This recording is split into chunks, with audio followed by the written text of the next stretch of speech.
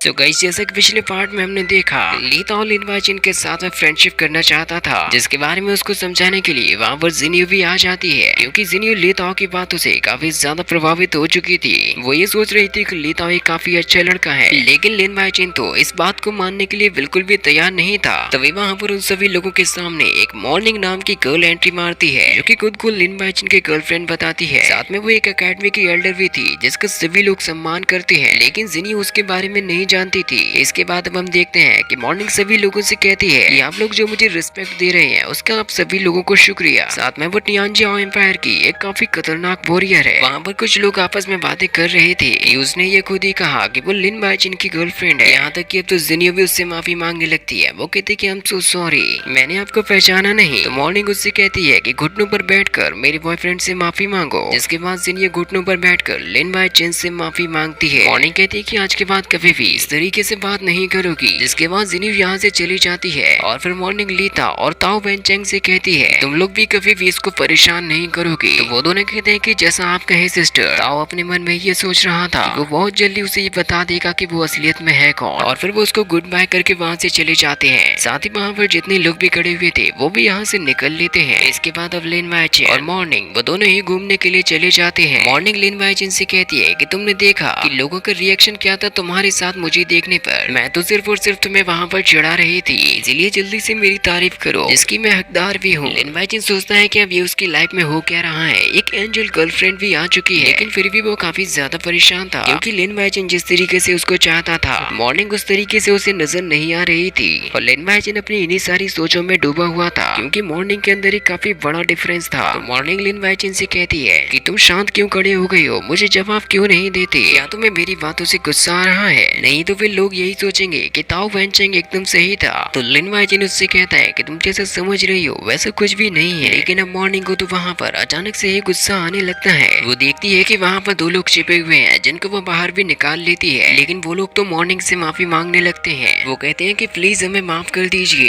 क्योंकि हम लोग जो भी सोच रहे थे वो तो सब कुछ एकदम गलत है। आप कोई छोटी मोटी हस्ती नहीं है, हमें आपके बारे में पहले पता नहीं था, हम ऐसा करने की कभी भी कोशिश नहीं करेंगे। इसके बाद मॉर्निंग उन दोनों को एक एक थप्पड़ लगाती है, जिससे कि वो दोनों और भी जोर से माफी मांगने लगते हैं कि आज के बाद कभी भी अब हम ऐसा नहीं करेंगे। तो फिर मॉर्निंग कहती है कि अब चले जाओ यहाँ से, जिससे कि वो दोनों तुरंत ही वहाँ से उठकर भाग जाते हैं। और फिर मॉर्निंग वो चलते हुए लिन वाइचिन के पास में पहुंच जाती है। वो कहते हैं कि मैंने आज अचानक से किसी को देखा। तो वाइचिन कहता है कि क्या तुम मुझसे खुश हो? तो मॉर्निंग उससे कहती है कि बहुत ज्यादा। तो लिन वाइचिन मॉर्निंग से कहता है कि देखो तुम भी इसके बारे में पहले से ही जानती हो कि मैं पहले से ही एक ब्रेन डिजीज से सफर कर रहा हूँ, यहाँ तक कि मैं कई बार बीमार भी पड़ जाता हूँ। इससे कि मेरे लिए काफी सारी चीजें आसान भी हो जाती हैं, जैसे कि अगर मैं अपने पास्ट से रिलेटेड कुछ बुलाना चाहता हूँ तो वो बहुत ही जल्दी हो जाता है, क्योंकि मेरी बहुत ही ज्यादा वेग मेमोरी हो चुकी है। इसीलिए मैं तुमसे कह रहा हूँ इससे पहले कि हम एक दूसरे को जाने। मॉर्निंग लिन वाइचिन से कहती है कि तुम्हें एमनेशिया हो गया है। वाइचिन कहता है कि थर्ड कॉलेज के बाद से मैं अपनी ब्रेन मेमोरी को खोता जा रहा हूँ, क्योंकि मुझे कई बार सेवरल ब्रेन अटैक्स आते रहते हैं, इसकी वजह से मैं अभी तक अपना काफी ज्यादा इतिहास भूल चुका हूँ। जब तक कि ऊपर वाला मुझे याद नहीं दिला देता, मेरे अंदर कई सारे चेंजेस होते रहे, जैसे कि मैंने अभी एक नई लाइफ का शुरू किया। इसीलिए तो मैं तुमसे इन सारी चीजों के बारे में डिस्कस कर रहा हूँ। मॉर्निंग लिन वाइचिन से कहती है कि क्या तुम उस अतीत को भी भूल चुके हो जिसमें मैं तुम्हारे साथ थी? तो वाइचिन कहता है कि शायद हाँ, मैं उस रिलेशनशिप के बारे में भी भूल चुका हूँ। मुझे अपने आप पर ही शर्म आ रही है कि मैं तुम्हें भूल चुका हूँ। मुझे थोड़ा थोड़ा याद है कि जैसे मैं तुम्हें जानता हूँ। तो मॉर्निंग लिन वाइचिन से कहती है कि क्या तुम इसी वजह से दूसरे लोगों से भागते रहते हो, जो लोग तुम्हें कभी भी पसंद नहीं करते? तो वाइचिन कहता है कि हाँ, इसीलिए मैं भी तुमसे दूर जा रहा था, और मुझे लगता है कि तुम इसके बारे में अच्छे से समझ गई होगी। मॉर्निंग को भी ये बात जानकर और भी ज्यादा अजीब लग रहा था। तो वाइचिन कहता है कि मैं सच में अपनी मेमोरी को खो चुका हूँ, इसीलिए तुम्हें उस वक्त तक मेरा इंतजार करना होगा जब तक कि मेरी मेमोरी रिस्टोर नहीं हो जाती। मैं तुम्हें दोबारा से जरूर ढूंढ लूंगा, चाहे मैं उस वक्त किसी भी हालत में रहूं। वाइचिन उससे कहता है कि मैं जानता हूँ कि तुम्हें मुझसे काफी ज्यादा लगाव है, और मैं किसी कायर की तरह नहीं भाग रहा हूँ। तभी वहाँ पर एक लेडी आ जाती है, और वो लिन वाइचिन से कहती है कि तुम इस तरीके से मॉर्निंग के ऊपर अपना हाथ नहीं रख सकते, और मॉर्निंग तुम्हारा भी अब यहाँ से जाने का टाइम हो चुका है। तो मॉर्निंग कहती है कि ठीक है, मैं चलती हूँ। लिन वाइचिन जैसे ही कुछ सोच रहा था, तभी उसके पीछे से उछलकर उसके प्रोफेसर आ जाते हैं। वो कहते हैं कि पहले मुझे ये बताओ कि ये लेडी कौन है? और वो लिन वाइचिन से कहते हैं कि तुम अभी यहाँ पर कर क्या रहे हो? मैं तो यहाँ से लौट जाना चाहिए था। तो लिन वाइचिन प्रोफेसर से कहता है कि आप यहाँ पर छिपकर हमारी बात क्यों सुन रहे थे? प्रोफेसर उसको खींच के ले जाने लगते हैं। वो कहता है कि पहले तुम मेरी बात सुनो, और इसी के साथ ये पार्ट यहीं पर खत्म हो जाता है।